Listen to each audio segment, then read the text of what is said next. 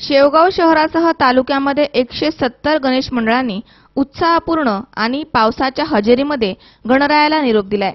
शेवगाव शहरामध्ये मुख्य मिरवणुकीमध्ये एकूण 7 मंडळांनी सहभाग घेतला होता। तसेच इतर मंडळांनी सकाळपासूनच ढोल ताशा आणि दिंडीच्या टाळ मृदुंगाच्या गजरामध्ये गणरायाला निरोप दिलाय। खालची वेस येथील जाधव वाड्यातील आणि लाटे यांच्या मानाच्या गणपतीची आरती तहसीलदार दादासाहेब गीते यांच्या हस्ते दुपारी 2 वाजता करण्यात आली। मुख्य मिरवणूक ही खालची वेस येथून शिवाजी चौक मार्गे जाते।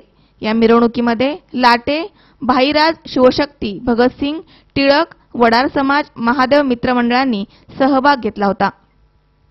रात्री 12 वाजेपर्यंत सर्व गणेश मंडळांच्या बाप्पांचं विसर्जन झालं। ही मिरवणूक पाहण्यासाठी नागरिकांनी पावसातही मोठी गर्दी केली होती।